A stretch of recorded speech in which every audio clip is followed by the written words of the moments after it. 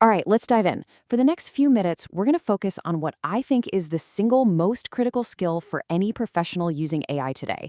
And it's not about coding, it's about judgment, it's about control. So let's get right to it.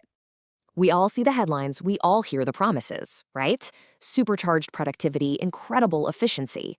And look, AI can absolutely deliver on that, but there is a huge pothole on that road to success, and I see teams hit it again and again and again.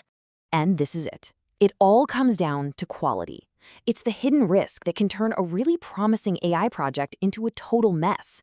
Without a framework, you get outputs that are just riddled with errors, you end up damaging your reputation with customers, and then when things go wrong, and they will, everyone just points fingers because nobody knows who's actually accountable.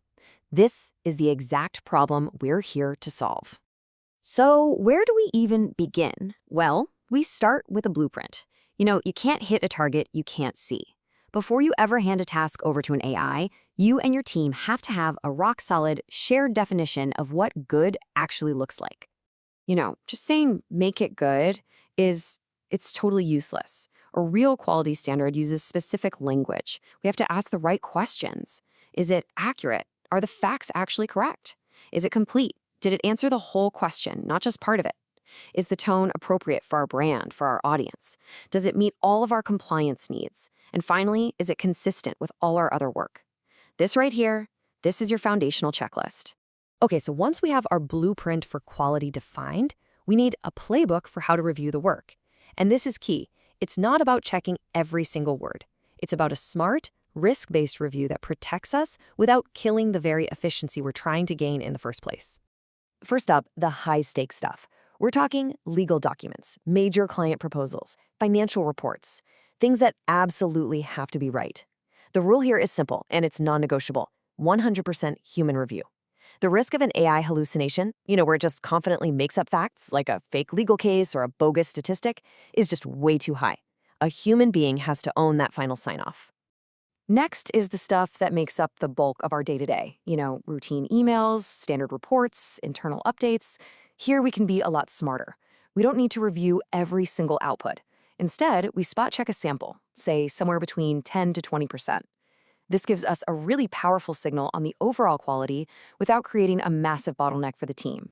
And finally, for your low-risk tasks, the focus totally shifts from approval to learning. Think about internal brainstorming sessions, generating a really rough first draft, or some preliminary research. We don't need to check these before they're used. We just need an audit trail, basically a log of what was generated, so we can go back, track patterns, and get better over time. Now, this whole risk-based playbook, it's only effective if we are crystal clear on one central, unavoidable principle. It's the rule that holds this entire framework together, and that's accountability. So let's just ask the question directly, right? The AI drafts a customer response, but it has a factual error in it. It gets past a rushed review, and it gets sent out. Who is ultimately responsible for that mistake? The answer couldn't be simpler. The person who clicked send. The human is always accountable. Think of an AI as a tool, just like a calculator. If you punch in the wrong numbers and get the wrong answer, you don't blame the calculator. It's the exact same thing here. You, the professional, you own the final output, period. Okay, so I've rolled this framework out with dozens of teams, and I've seen the same predictable mistakes trip people up. So I want to take you up to the watchtower for a minute so you can spot these failure patterns before they happen in your own work. The most common trap, by far, is just hoping for the best.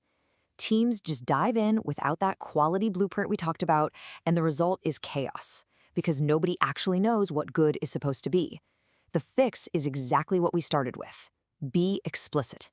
Use those 5 dimensions, accuracy, completeness, all of them, to create a clear, shared standard.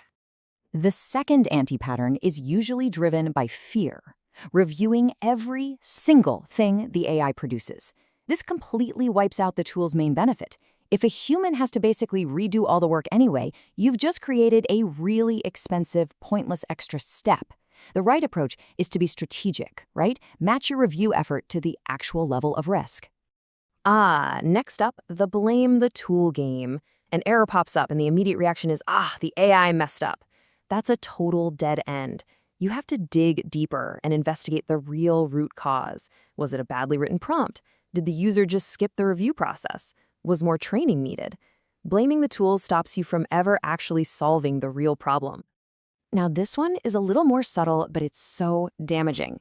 A team member spots an error, quickly fixes it, and just moves on. Okay, the individual problem is solved, but the organization, it learns nothing. The right way to do this is to treat errors like they're data. Track them, analyze them for patterns, and then use that insight to make your entire process smarter. And the final trap is complacency. It's so human. In the beginning, everyone's really careful, but after a few months of things going well, people get comfortable. The spot checks become less frequent, the reviews get a little faster, and quality begins to quietly slip. You absolutely need a system of continuous monitoring to prevent this slow decay and keep your standards high. Okay, we've covered the blueprint for quality, the playbook for review, the absolute rule of accountability, and the 5 big traps to sidestep. But listen, this isn't just theory. This is a direct action plan you can start using, like today. So I'm going to leave you with this question. Don't try to go and change your entire company tomorrow. Think smaller. Think now. What is one task, one report you write, one type of email chain where you can apply this framework today? That is your starting point. That's how you build real, durable AI judgment.